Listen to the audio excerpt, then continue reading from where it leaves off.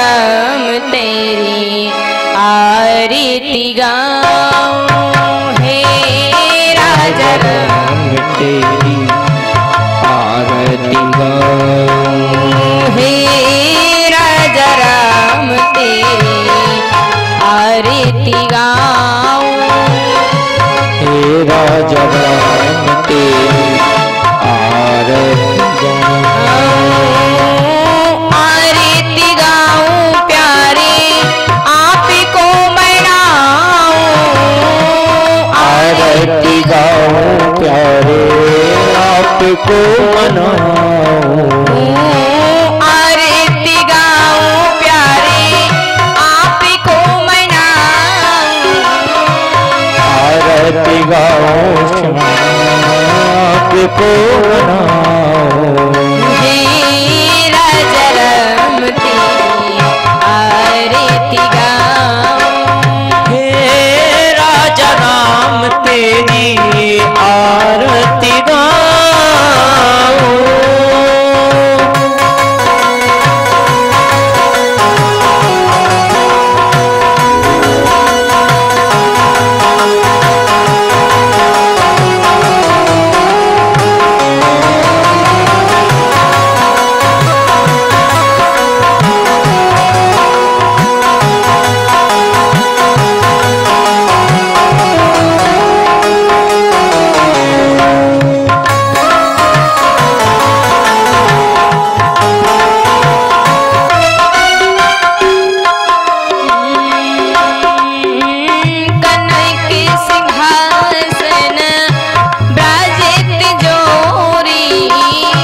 कनक सिंहासन राजत जोरी, कनक सिंहासन राजत जोरी, कनक सिंहासन राजत जोरी, दशरथ नंदन जनकी किशोरी, दशरथ नंदन जनकी किशोरी, या छवि पे मैं बले बल जाऊं, हे राजा राम तेरी आरती गाऊं,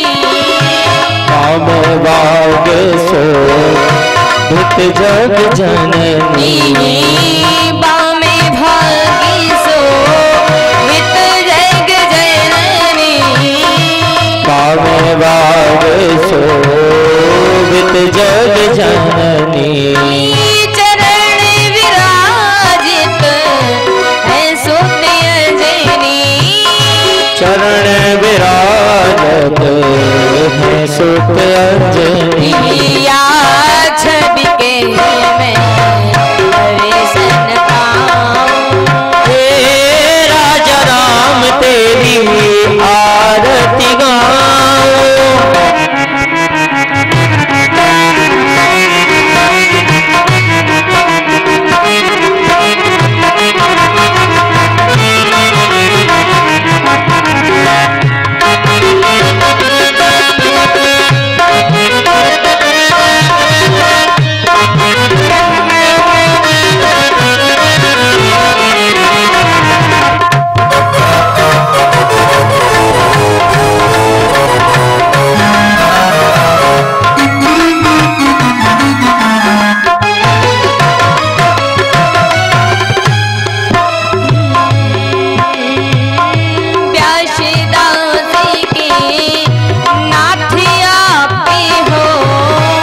व्यास दास के नाथ आप हो।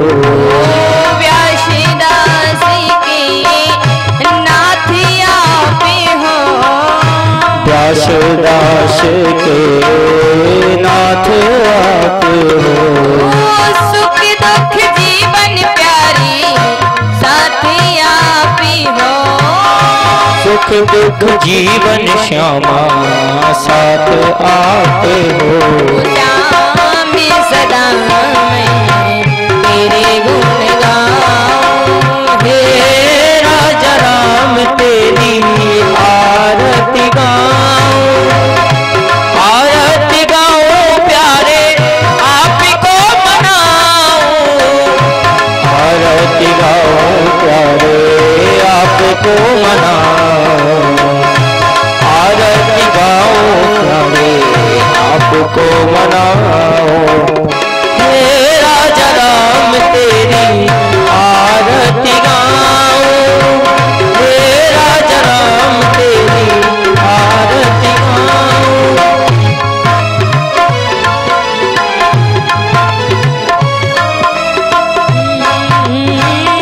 राम कथा नित शिव जी गावे। राम कथा निज शिव जी गावे। राम कथा नित शिव जी गावे। राम कथा निज शिव जी गावे। आरती है हनुमत मन भावे। आरती है हनुमत मन भावे। पास सदा सीधी चरणों में पाऊं।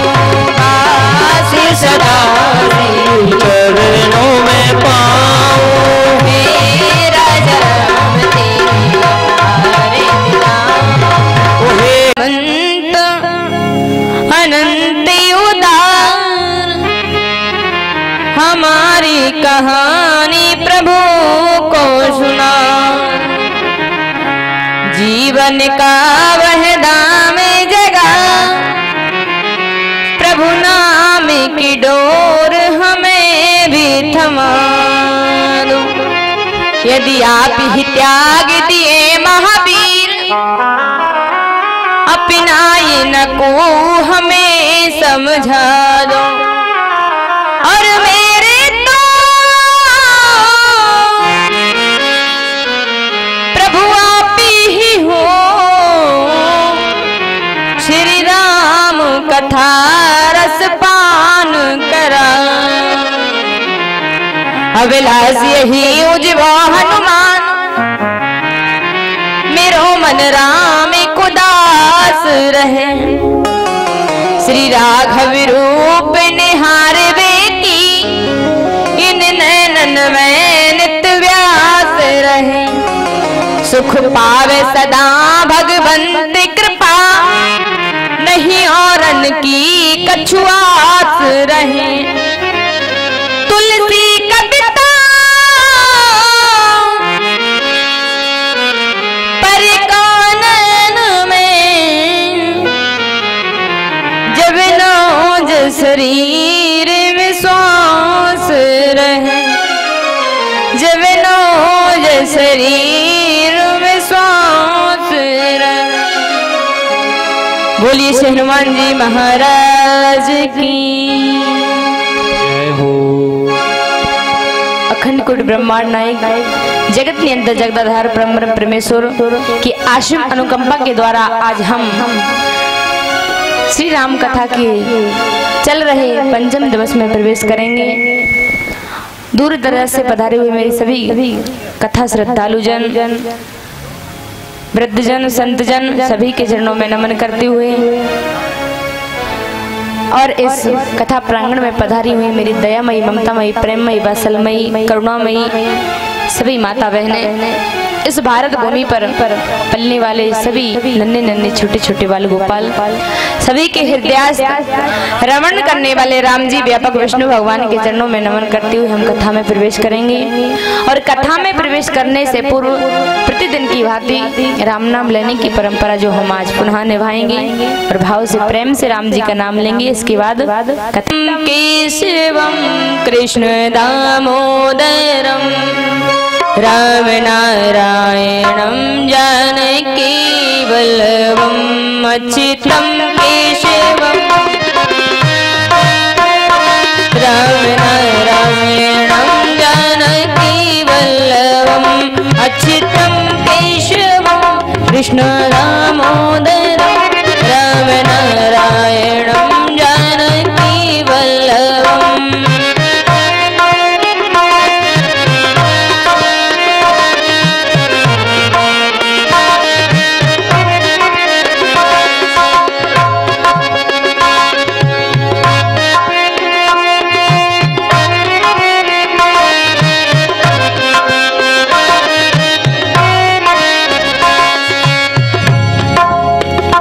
कौन कहता है भगवान आते नहीं, कौन कहता है भगवान आते नहीं, तुम मीरा के जैसे बुलाते नहीं, तुम मीरा के जैसे बुलाते नहीं, हो तुम मीरा के जैसे बुलाते नहीं, तुम मीरा के जैसे बुलाते नहीं। अच्युतं केशवं कृष्ण दामोदरं राम नारायणं जानकी वल्लभम्।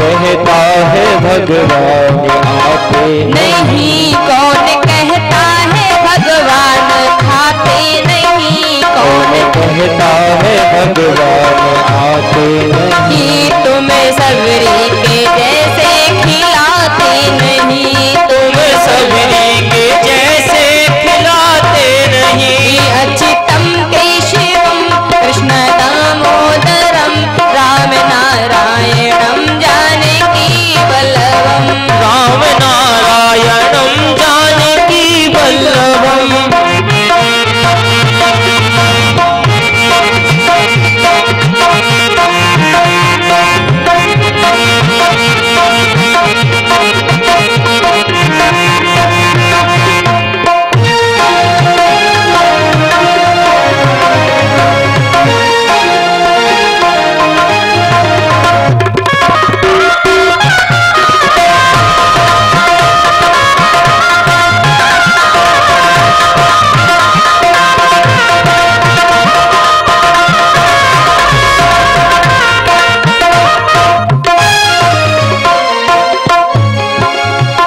कौन कहता है भगवान नाचते नहीं, कौन कहता है भगवान नाचते नहीं, कौन कहता है भगवान नाचते नहीं, कौन कहता है भगवान नाचते नहीं, तुम्हें गोपियों के जैसे नचाते नहीं, तुम्हें गोपियों के जैसे नचाते नहीं। अच्युतं केशवं कृष्ण दामोदरं राम नारायणं जानकी वल्लभम्, अच्युतं केशवं कृष्ण दामोदरं राम नारायणं जानकी वल्लभम्, राम नारायणं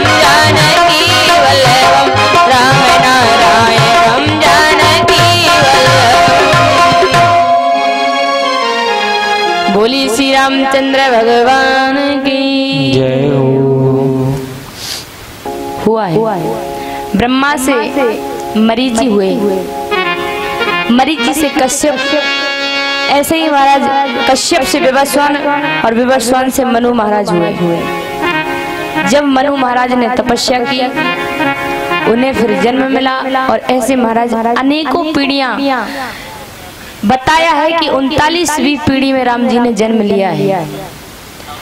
तो ऐसी अनेकों पीढ़ियां हुई और इन्हीं राम जी की पीढ़ी में ऐसे महाराज राजा हुए जो भागीरथ, वो भी राम जी के ही वंशज थे, जिन्होंने इस धराधाम पर, इस भूमि पर गंगा मैया को लाया, गंगा मैया को लेकर के आए। तो ऐसे परम पवित्र कुल में राम जी ने अवतार लिया। और महाराज जब राम जी का जन्म हुआ तो अनेक रानियां बधाइयां दे रही हैं, नाच रही हैं। और महाराज दशरथ जी को पता चला कि जन्म हुआ है। बोले दशरथ पुत्र जन्म सुनी काना, मानव ब्रह्मानंद समाना। दशरथ जी ने जैसे ही पुत्र का जन्म अपने कानों से सुना तो मानो ब्रह्मानंद का आनंद मन में ही हो गया।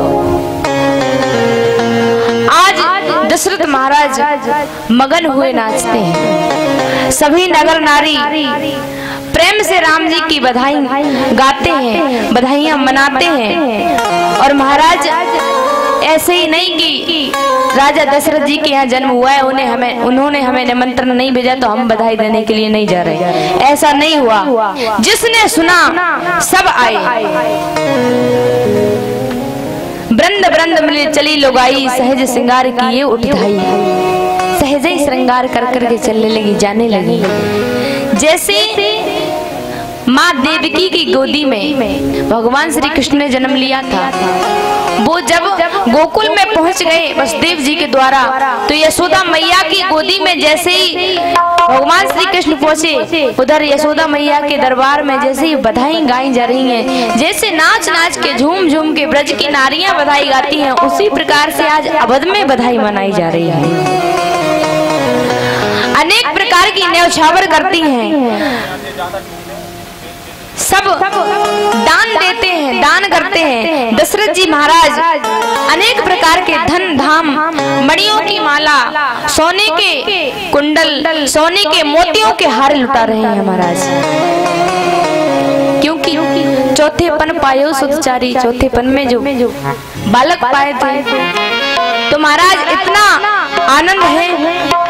बोले अवधपुरी कैसे शोभित हो रही है।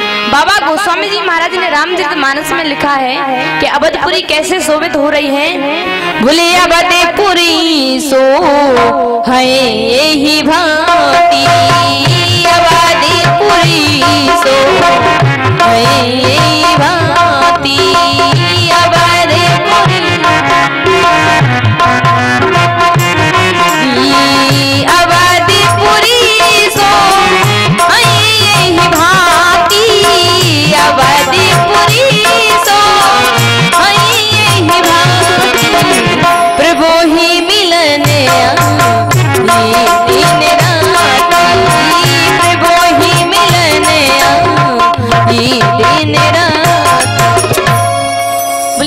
और दिन प्रभु से मिलने के लिए आ रहे हैं। महाराज अनेक प्रकार से वेद धुनी होती है। और जब राम जी ने जन्म लिया ना तो ठीक दिन के 12 बजे लिया था। ना ज्यादा धूप थी ना ज्यादा ठंड थी। परम पवित्र समय में, आरामदायक समय में, विश्राम कालीन समय में हमारे ठाकुर जी राम जी ने अवतार लिया। और महाराज जब राम जी ने जन्म लिया तो बधाई जब हुई अवध में तो किसी को पता ही नहीं चला कब तक बधाई जलती रही। बोली कैसे? गोस्वामी जी ने लिखा है और कहा है कि मास दिवस करे दिवस भा मरम न जाने को, रथ समेत रवि था क्यों निशा कवन विधि हो। बोले 1 महीने का 1 दिन हो गया, दिन ही दिन है, रात होती ही नहीं है। सूर्य भगवान के रथ हाँकते हाँकते घोड़े थक गए। महाराज 1 महीना का दिन हो गया, लेकिन किसी को जो बधाइयों में नाच रहे थे, गा रहे थे, उन्हें पता भी नहीं चला कि दिन कितना बड़ा था। 1 महीने तक नाचते रहे।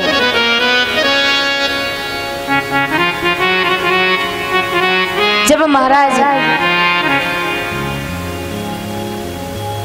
अवध में दिन और रात ठाकुर जी से मिलने के लिए आए, रात्रि आई, निशा, चंद्रमा आए। बोले भगवान आपने दिन में जन्म क्यों लिया? बोले हमें भी तो आपका दर्शन करना है, हमें भी तो लाभ मिलना चाहिए, और हम दर्शन कैसे करें? बोले दिन कभी रात हो ही नहीं रहा, हमें समय ही नहीं दे रहा आने का। तब भगवान रामचंद्र कहते हैं कि आप भी चिंता ना करें, बोले हम आपको समय देंगे। और देखिए हम आपको एक आशीर्वाद देते हैं, वैसे तो आपके लिए भी समय आएगा, इस जन्म में कोई बात नहीं है, इस जन्म में हमने दिन में जन्म लिया है, लेकिन अगला जो द्वापर में हमारा जन्म होगा वो हम रात्रि में लेंगे, तो आपको आराम से दर्शन करना। और बोले एक आशीर्वाद तुम्हारे लिए कि अगर कोई हमारा नाम लेगा तो आपका नाम हमारे नाम के आगे जुड़ जाएगा। हम लोग कहते हैं ना, कृष्णचंद्र रामचंद्र भगवान ने आशीर्वाद दिया था चंद्र भगवान को कि मेरा नाम के आगे आपका नाम जुड़ जाएगा। निशा कालिनी भी प्रेम में मगन होती हुई अपने धाम को गई।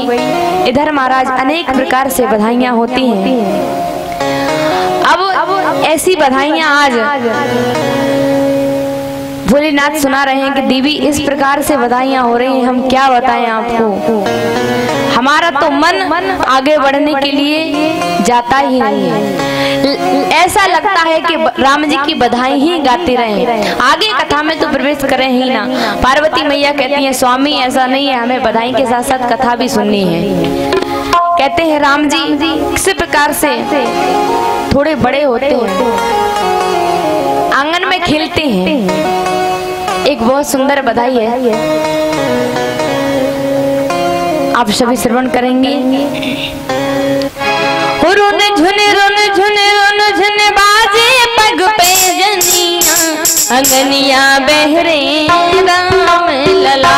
रुन झुन बाजे पग पे जनिया, अंगनवा बहरे राम लला।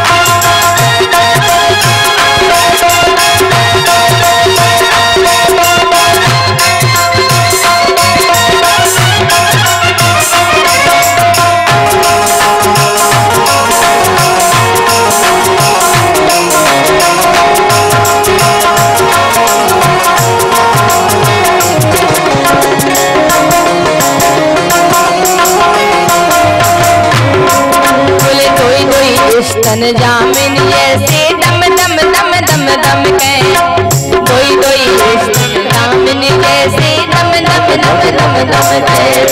कर कंचन कंचन के कंगना चम चम चम चम, कर कंचन कंचन के कंगना चम चम चम चम चम। सोहे रुच रहिए, सोहे रुच रहिए, सोहे रुच रहिए, मारी मालिक कमर कर धनिया, अंगनिया बहरे राम लला। सोहे रुच रहिए,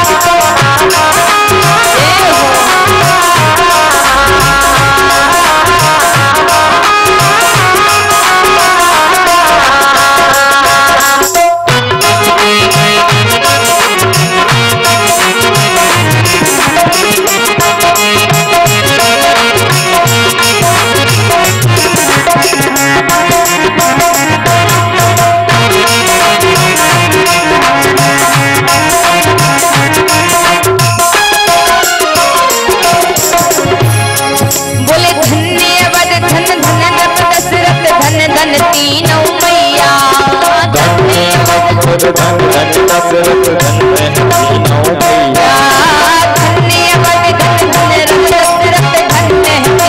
मैया। धन्य अवध पर धन्य है दशरथ धन्य है तीनों मैया। और धन धन सब जीवन हरिहारे, धन धन सब जी देखन हारे, धन्य है चारों भैया। अरे धन्य धन्य सब देखन हारे, धन्य है चारों भैया। कहत नाम बकर प्रभु की चरण रनिया, कहते दिन रात प्रभु की चरण रनिया।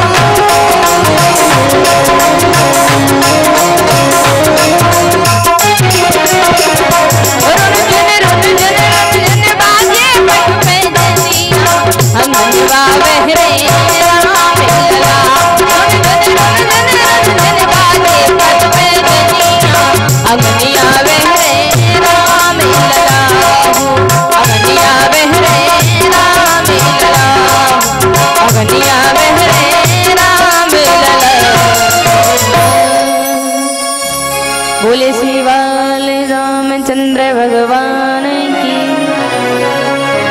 अनेक प्रकार से आज राम जी आंगन में खेलते हैं। आज कथा सुनाते सुनाते भोलेनाथ जी कहते हैं, देवी हम एक बात बताएं आपको, हमने अपने जीवन में, हमारा जीवन बहुत बड़ा है और हमने अपने जीवन में कभी चोरी नहीं की, लेकिन रामचरितमानस में हमें चोरी करना पड़ा। बोले कैसे? तब बताते हैं। भोलेनाथ जी कहते हैं, देवी सुनो। बोली और एक कहूँ निज चोरी, सुन गिर जाती दृढ़मति तोरी, कागे भुषुंड संग हम दो, और मनुज रूप जाचे नहीं को। बोले काग भुषुंडी हम दोनों साथ में गए, कहाँ? बोले अवध। और ऐसे नहीं, चोरी से मानव का, मनुष्य का देह धारण करके गए कि कोई हमें पहचान न ले। किस लिए गए चोरी से? बोले राम जी का दर्शन करने। बोले ये बताओ, आप बिना वेश बदले जाते, सबके सामने जाते, तो क्या आपको राम जी दर्शन नहीं देते? बोले देते, पर जैसे देवताओं को दर्शन दिया जाता है वैसे ही देते। और अगर हम मनुष्य के रूप में गए थे ना तो बड़ा आनंद आया। ऐसा आनंद देव रूप में दर्शन करने में नहीं आता। पार्वती मैया कहती है, ये बताओ आपने दर्शन किए कैसे?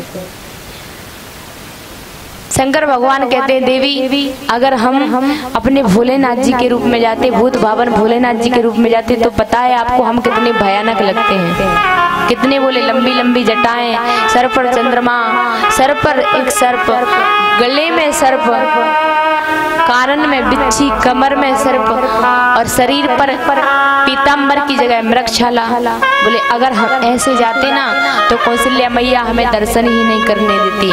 कह देती कि बाबा तुम्हें हम दर्शन नहीं करने देंगे, तुम्हें देख करके हमारा जो लाला है ना वो डर जाएगा। तब भोलेनाथ जी कहते हैं, देवी इसलिए हमें अपना जो रूप है वो बदलना पड़ा, मनुष्य शरीर धरना पड़ा ठाकुर जी के लिए। देखिए देवताओं को देव रूप में ठाकुर जी नहीं मिले। भोलेनाथ जी कहते हैं कि भगवान देव रूप में नहीं मिलते, भगवान मनुष्य रूप में मिलते हैं। आज भगवान से मिलने के लिए स्वयं त्रिभुवन के राजा भोलेनाथ जी को भी मनुष्य का रूप धारण करना पड़ा। आज भोलेनाथ जी आए अवध में। और कैसे? बोले एक ज्योतिषी का रूप बना करके और कागभूषुंडी को साथ में लिए। अब भोलेनाथ जी कहते हैं कि कागभूषुंडी जी, अगर अपन दोनों एक साथ महल में जाएंगे तो कोई प्रवेश करने नहीं देगा। तो बोले क्या? बोले बहाना बना लेंगे कुछ। तो महाराज दोनों गए अवध के चौराहे पर जाकर के बैठ गए। आपको पता हुआ कि अगर किसी नगर में ज्योतिषी आ जाए ना तो माता बहनें उनको ज्यादा बलुआ देती हैं। भाई लोग तो कम बुलाते हैं, कम हाथ हस्तरेखाएं दिखवाते हैं, लेकिन माताओं को ज्यादा चिंता लगी रहती है, पता नहीं हमारा जीवन कैसा होगा, हमारे हाथ में पैसे आएंगे कि नहीं आएंगे, हमारे जीवन में सुख शांति कब आएगी। तो महाराज ऐसे ही आज अवध के चौराहे पर कागभूषुंडी जी और भोलेनाथ जी ज्योतिषी के रूप में विराजमान हैं। बड़ी हस्तरेखाएं देख रहे हैं। आज जो जिस व्यक्ति के जीवन में वैसा हुआ सब कुछ बता रहे हैं। तब महाराज एक सखी निकल रही थी राजा दशरथ के महल की। तो उसने जाकर के देखा कि हमारे चौराहे पर बड़े ज्ञानी ज्योतिषी आए हैं, बड़े विद्वान ज्योतिषी आए हैं। हमारी रानी के यहाँ पुत्रों ने जन्म लिया है, क्यों ना हम रानी से कहकर के अपने महल में इनको बुलवाया जाए। तो महाराज वो दौड़ी दासी गई और रानी कौशल्या से कहा, माता अपने अवध में एक बहुत विद्वान ज्योतिषी आए हैं, सबका जीवन बता रहे हैं, हमें भी इच्छा है कि अपने राम लला का जीवन दर्शन करवाएं। तब महाराज वो सखी ने ज्योतिषी को बुलाया। माँ कौशल्या ने आदेश दिया, जाओ बुला करके लाओ। जैसे ही वो सखी ज्योतिषी को यानी भोलेनाथ जी को बुला करके लाई, भोलेनाथ जी जैसे ही दशरथ जी महाराज के दरवाजे पर आए तो कागभूषुंडी जी भी थे साथ में। और जैसे ही अंदर प्रवेश करने लगे तब कौशल्या मैया ने कहा कि बाबा आप दोनों को प्रवेश नहीं मिल सकता, एक को मिल सकता है। तब कागभूषुंडी जी कहने लगे, भोलेनाथ ऐसा नहीं होना चाहिए, आप अकेले चले जाएंगे फिर हमें दर्शन कैसे मिलेंगे। अगर आप अकेले चले गए तो हम इनको बता देंगे कि ये कोई ज्योतिषी नहीं है, ये स्वयं भोलेनाथ जी। इसलिए यदि आपको अपना रूप छिपाना है तो हमें भी साथ में ले जाना पड़ेगा। भोलेनाथ जी ने कहा ठीक है। भोलेनाथ जी ने कह दिया सखी से, देखो हम दोनों ही साथ में जाते हैं, एक कोई हस्तरेखा नहीं देख पाता। बोले क्यों? बोले मैं हस्तरेखा ये हस्तरेखा देखता है। कागभूषुंडी जो हमारे साथ में हमारा दास है ना, मित्र है ना, ये हस्तरेखा देखता है और हम उसके गुण दोष बताते हैं, हम उसका जीवन बताते हैं कि कैसा है। बोले ठीक है। दोनों जैसे ही महाराज दशरथ जी महाराज के भवन में पहुंचे। आज राम लला के दोनों ने दर्शन किए। मैया गोदी में लाई कौशल्या मैया। और महाराज जैसे ही ज्योतिषी के वेश में भोलेनाथ जी ने राम लला को देखना निहारना प्रारंभ किया तो महाराज देखते गए और ऐसे देखा महाराज, ऐसे दर्शन किए कि आंखों से अश्रुओं की धारा बहने लगी, अपने शरीर की सुध बुद्धि भूल गई, राम में ही रम गए। दासी से कहा रानी ने कि दासी ये तो ना पलक झपकाते हैं, ना कुछ बोलते हैं, ना हिलते हैं, ना डुलते हैं, क्या हुआ इनको? रानी ने आगे हाथ करके देखा, दासी ने तो महाराज पलके ही नहीं झपके। तब दासी से और कहा कि देखो जरा क्या हुआ बाबा जी को, क्या ये तो फिर ऐसा लग रहा है कि इनका तो राम नाम पूरा ही हो गया। आज महाराज जैसे ही दासी ने हिलाया डुलाया, बोले बाबा जी क्या हुआ? तब जैसे ही महाराज समाधि खुली भोलेनाथ जी की, तो फिर दासी कहती हैं और माँ कौशल्या कहती हैं, ज्योतिषी जी बताइए मेरे बेटा के जीवन में क्या लिखा है, मेरे बेटे का जीवन कैसा है। तब महाराज ज्योतिषी के रूप में भोलेनाथ जी आए हैं, वो बताते हैं कि मैया तुम्हारा लाला तो स्वयं भगवान कहने वाले ही थे, इतने में राम जी ने नेत्र मटका दिए, बोले अगर तुमने मुझे भगवान बता दिया, हमने तो तुम्हें पहचान लिया, और अगर तुमने हमें भगवान बता दिया ना तो तुम्हें पता है भगवान की क्या दशा होती है। बोले क्या?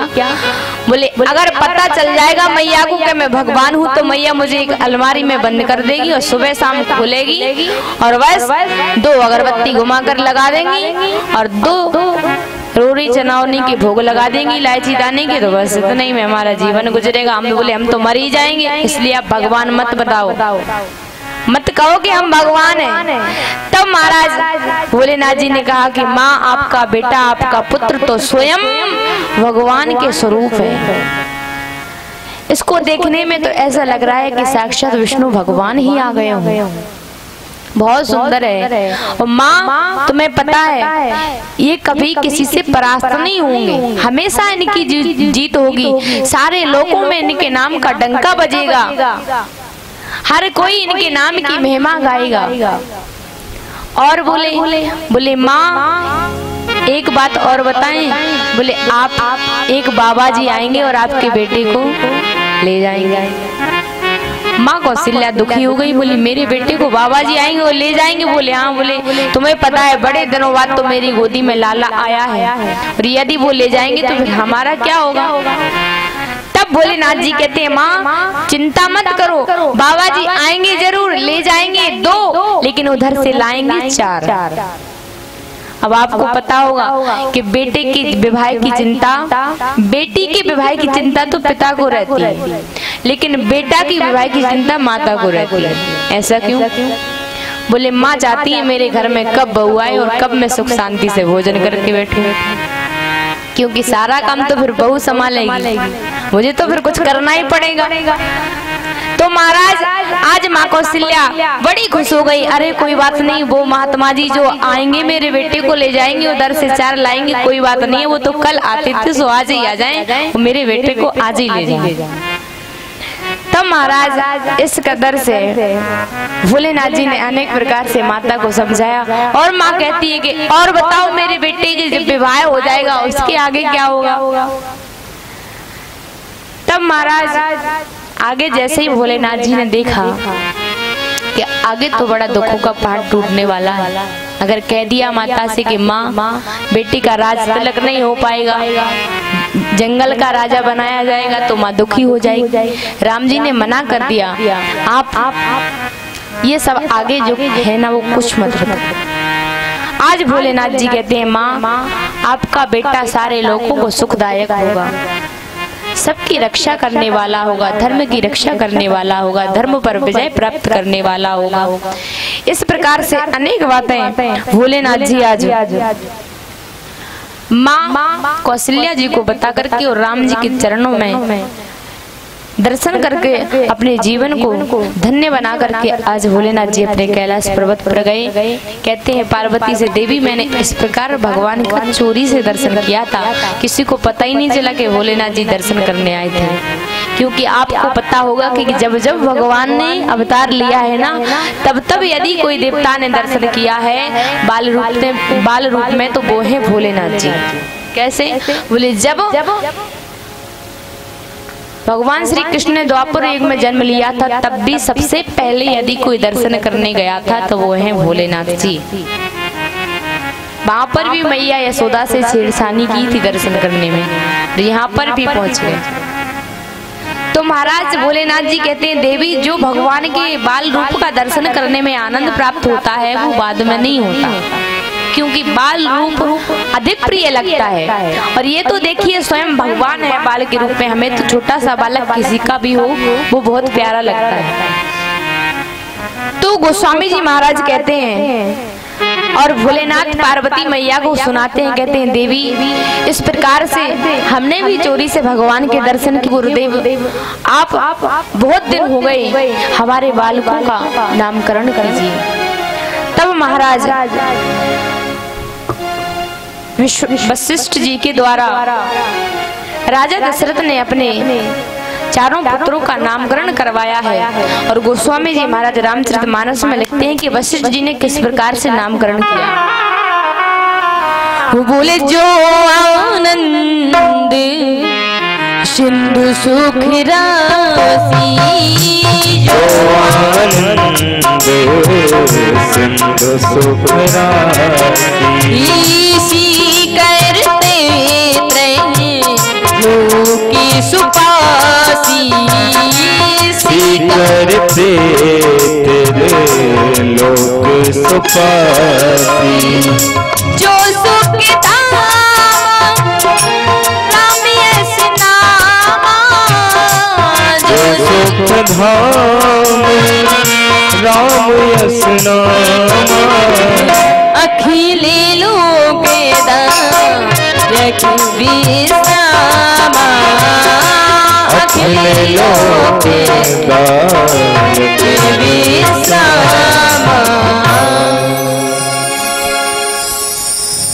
आज तीनों रानियां बैठी हुई हैं, तीनों की गोदों में अपने अपने बालक हैं। कौशल्या मैया के बालक को निहारते हुए गुरु वशिष्ठ जी कहते हैं, हे राजन, जो आनंद सिंधु सुख राशि, सीकर ते त्रैलोक सुपासी, और जो सुख धाम में राम असनामा, अखिल लोकदायक विश्रामा।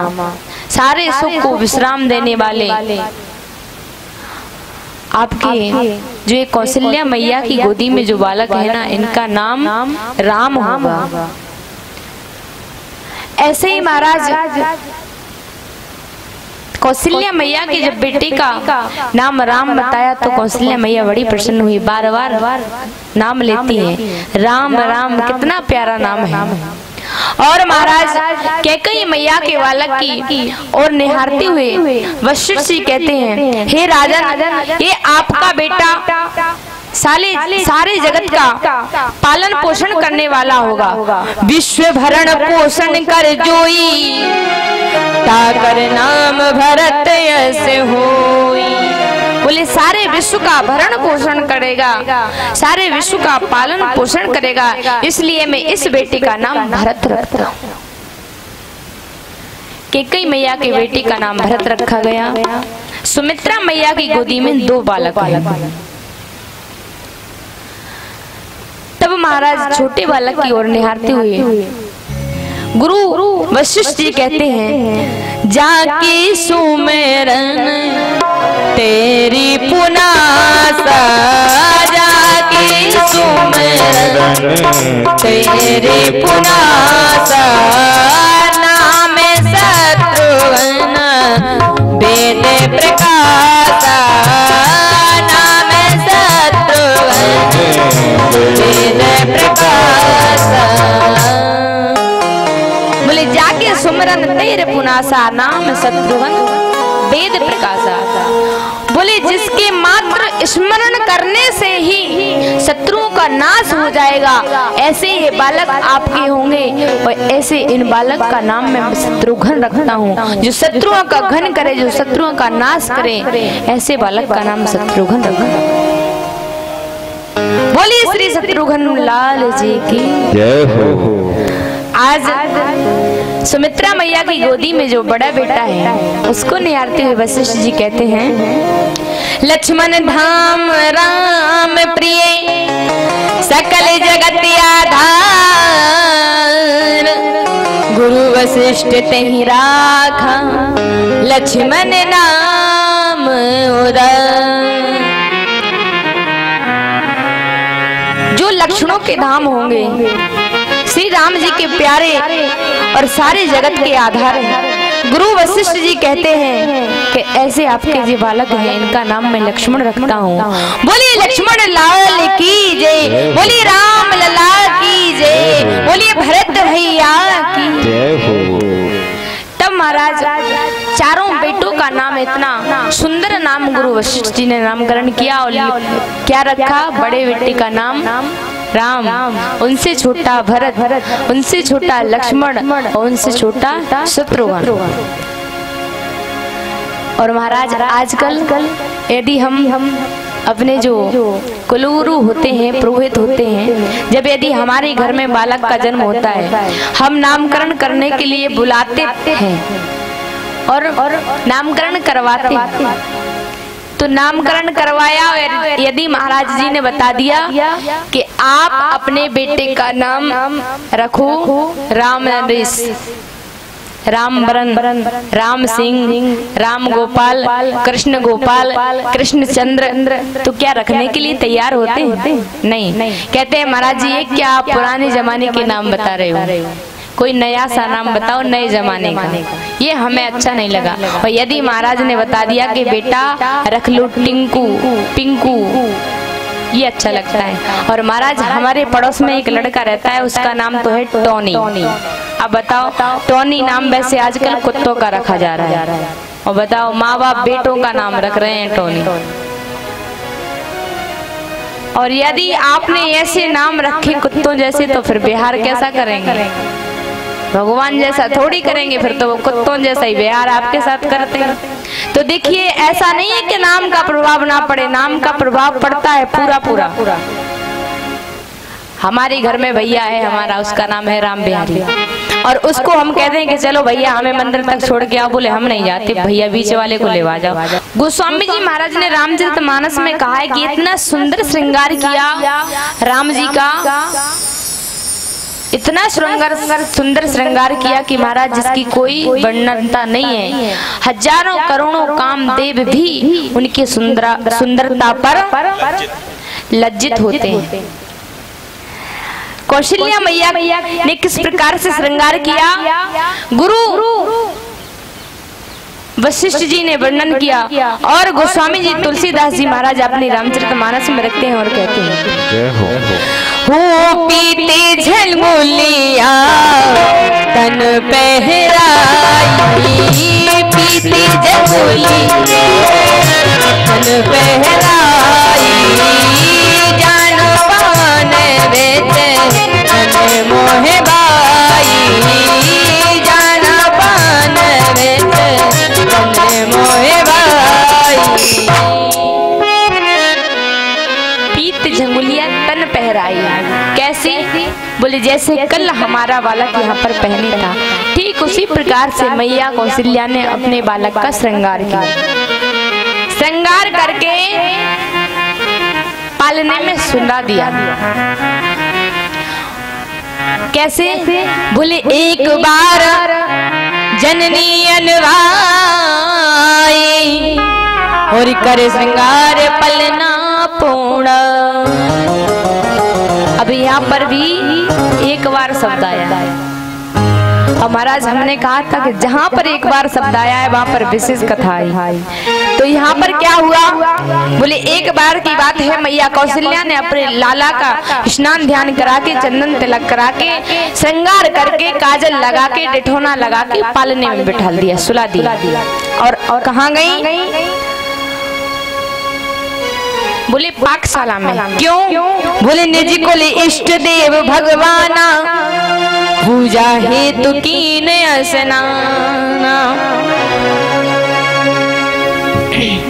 बहुरी मात तहवा चली आई, और भोजन करत देख सुत जा।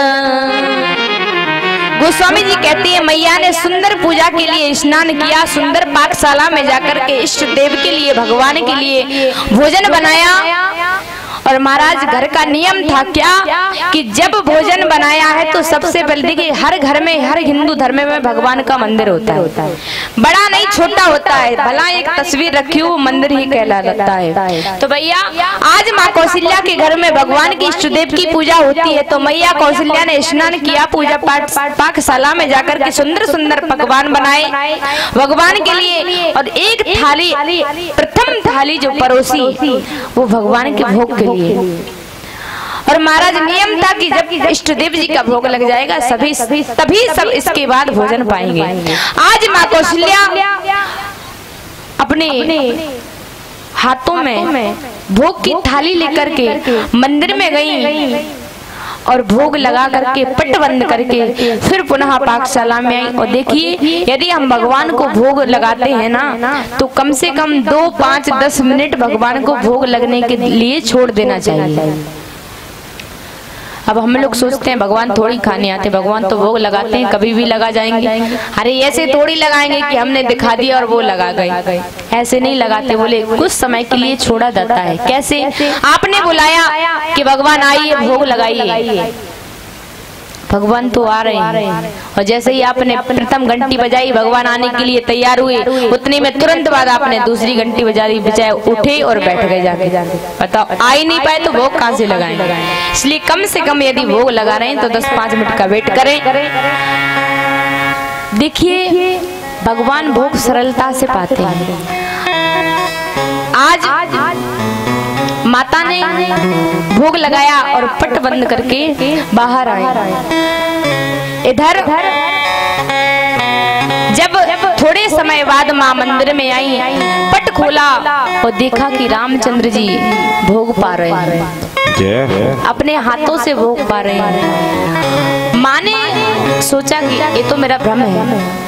वापस तुरंत पालने में देख करके आई तो वहां पर भी राम जी शयन कर रहे हैं। दोबारा फिर मंदिर में आई तो वहां पर राम जी भोग पा रहे हैं। माँ फिर पालने में गई तो वहां पर राम जी शयन कर रहे हैं। माँ चकित हो गई कि ये है क्या। तब महाराज माँ ने जैसे ही अपने बालक को दोनों जगह पर देखा तो क्या हुआ? बोले यहाँ वहाँ दुई बालक देखा, यहाँ दुई बालक देखा, मति भ्रम मोर की आन विसेखा, मति भ्रम मोर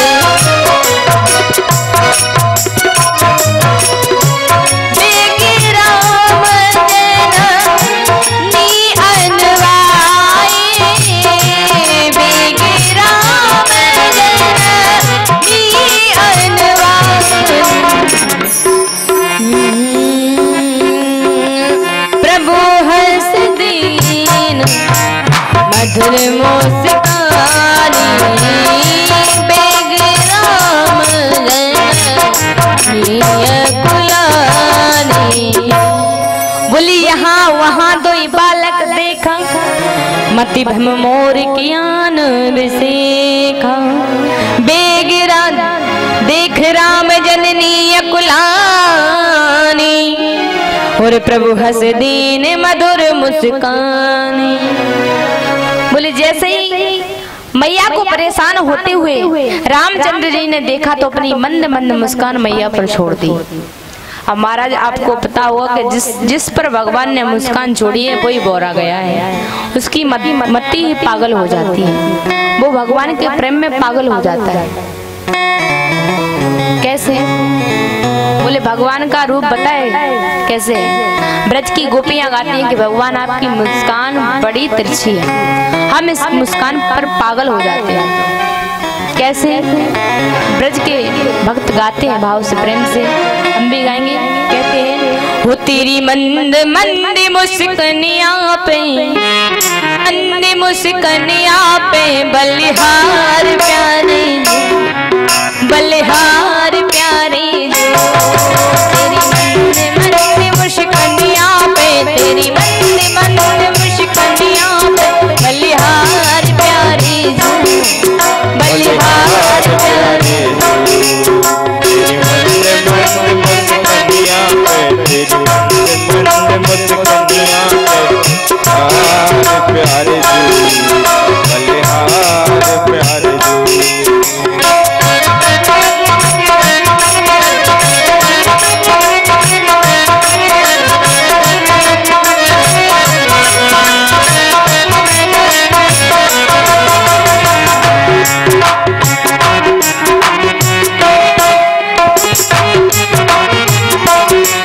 तेरी बालियां जब घुंघराली